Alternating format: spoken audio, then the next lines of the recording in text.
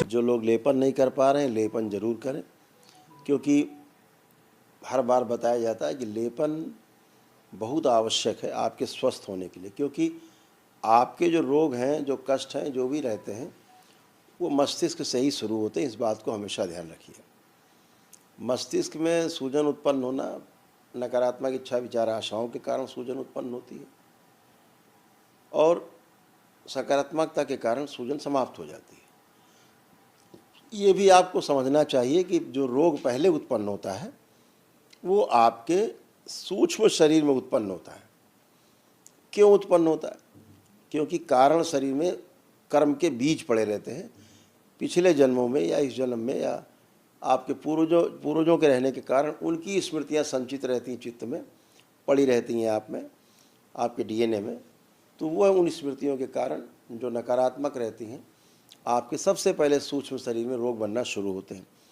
जब सूक्ष्म शरीर में रोग बनते हैं तो फिर आप चेकअप कराते हैं तो आपको लगता है कष्ट बहुत है, यहाँ कष्ट है, वहाँ कष्ट है। चेकअप कराते हो तो मशीन पकड़ ही नहीं पाती, कहते मशीन उतनी निकला नहीं, लेकिन पेट में दर्द बहुत है, नहीं जा रहा, हर इलाज कर लिया, तो पता लगा किसी जन्म में कोई खंजर या छुरा घुसा हुआ है पेट में, कोई अस्त्र घुसा हुआ, वैसे मृत्यु हुई है।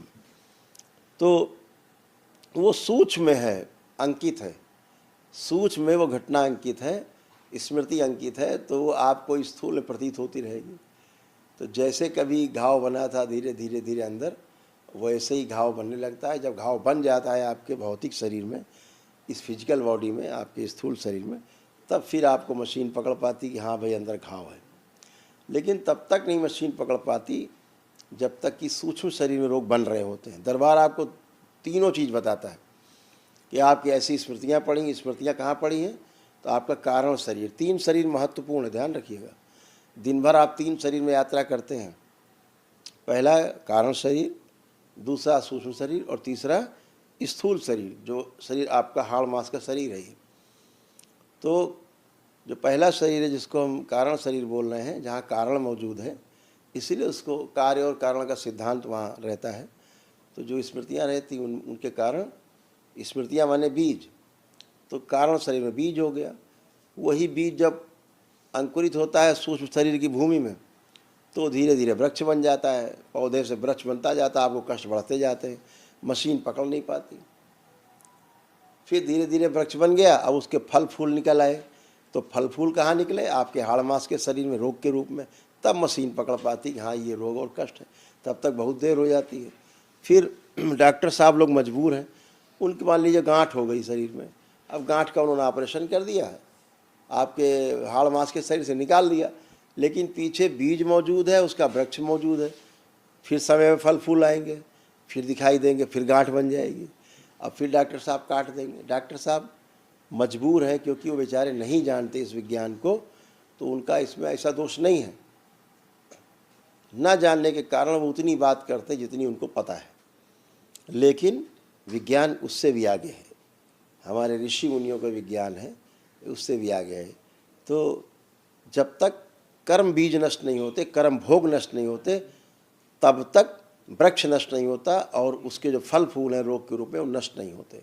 इसको ध्यान रखो। वो पीछे से बार बार आते रहे, एक बार हटाया फिर पैदा हो गया, फिर हटाया फिर हो गया, फिर हटाया, बोले कैंसर हो गया, तो क्या करें? बोले कीमो हुआ, जहर चढ़ा, 15, 16, 18, 20 कीमो हुई। अब बेचारे सर्जरी कर देते हैं डॉक्टर साहब। सर्जरी कर दिया, सड़ा गला हिस्सा निकाल दिया, काट पीट के जबड़ा निकाल दिया आधा, ठीक है कोई बात नहीं। फिर रेडिएशन कर दिया। 2-4 महीने बाद डॉक्टर साहब आपको रिपोर्ट एक देते हैं, देखिए नील हो गया आपका कैंसर, अब आपको कैंसर नहीं है। तो कहाँ निकाला उन्होंने? आपके भौतिक शरीर से, हाड़ मांस के शरीर से। अभी सूक्ष्म शरीर में बना हुआ है, और सूक्ष्म शरीर को वो जानते नहीं डॉक्टर साहब, उस विद्या का उनको ज्ञान नहीं है। उसके पीछे कारण शरीर है, वो तो बिल्कुल ही नहीं जानते। तो फिर से रोग उत्पन्न होता है। फिर 1-2 साल बाद आए, बोले डॉक्टर साहब फिर कैंसर हो गया। फिर डॉक्टर साहब वही प्रक्रिया करते हैं, कीमो किया, सर्जरी किया, और फिर रेडिएशन किया, तमाम दवा ववा करा, इलाज करा, फिर 2-4 महीने बाद बोलते अब आप ठीक, देखो नील हो गया। फिर 1-2 साल बाद, 3 साल फिर हो जाता है कैंसर। तो ये क्यों हो जाता है बार बार? क्योंकि आपके कारण शरीर में और सूक्ष्म शरीर में, सूक्ष्म में मौजूद रहता है, इसलिए बार बार स्थूल में आपके भौतिक शरीर में हो जाता है। तो डॉक्टर साहब उसको ना पकड़ पाते, ना समझ पाते, ना उसका उनको ज्ञान है। उनको भौतिक शरीर का ज्ञान है तो भौतिक में वो कार्यक्रम करते रहते हैं, बाकी में वो बेचारे दुखी रहते हैं। आप दरबार से जुड़ते हो तो आपको पता लगता है कि रोग की जड़ कहाँ है।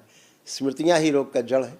जब तक स्मृति नष्ट नहीं होती तब तक रोग नष्ट नहीं होते। स्मृति आपकी नष्ट हो गई, अब पितृ बैठे हैं तो पितरों की मुक्ति नहीं जब तक होगी, जब तक पितृ मुक्त नहीं हो जाएंगे, उनकी स्मृतियों से आप मुक्त नहीं हो जाएंगे, अपनी स्मृतियों से मुक्त नहीं हो जाएंगे जो रोगी और नकारात्मक स्मृतियाँ, तब तक आपको रोग कष्ट होते रहते हैं। तो सूजन उसके कारण मस्तिष्क बन जाती है, तमाम नकारात्मकता के कारण। तो ये सूजन हटाने के लिए लेपन अति आवश्यक है। ये सूजन हटती है तो धीरे धीरे धीरे मस्तिष्क आपका ऑर्डर में आता है, फिर मस्तिष्क ही आपके शरीर की चिकित्सा करता है। ये मस्तिष्क ही सबसे बड़ा खिलाड़ी है पूरे आपके शरीर में, इतना हिस्सा खिलाड़ी है। ये स्वस्थ रहे तो पूरा शरीर स्वस्थ रहता है। तो जैसे कोई आदमी एक आपको सामने से गाली बक दे, अब आपका हो गया दिन खराब। अब केवल उसने दूर से बका है लेकिन आपका दिमाग खराब हो गया। अब आप उसको लिए डंडा ढूंढ रहे हैं सुबह से रात तक कि कैसे दिया गाली। एक शब्द आपकी का पूरा दिन भर खराब कर देता, केवल ब्रेन में एक आपकी स्मृति गई कि हमको गाली दिया। और ज़्यादा दिन उसको नहीं आप ढूंढ के कूट पाए तो पता लगे धीरे धीरे धीरे धीरे और बढ़ता जाता है रोग, पागलपन की स्थिति आ जाती। सारे लोग काम हम बंद, पहले इसको कूट लेंगे तभी उसके बाद कुछ काम करेंगे अब हम, ऐसे बनता जाता है।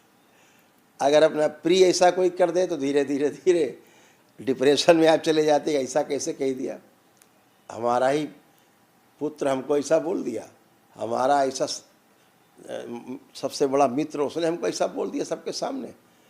तो अब वो नहीं जाता। अब डॉक्टर साहब उसको दवा खिलाते हैं, बोले डिप्रेशन हो गया।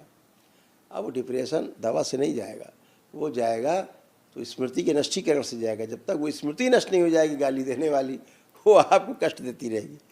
दरबार यही सब करता है, आपकी स्मृतियाँ नष्ट करता है। इसीलिए संकल्प में रोग को नष्ट करने का संकल्प नहीं होता, स्मृतियों को नष्ट करने का संकल्प होता है हमेशा, कि हमारा रोग नष्ट कर दिया जाए। यह संकल्प नहीं कराया जाता।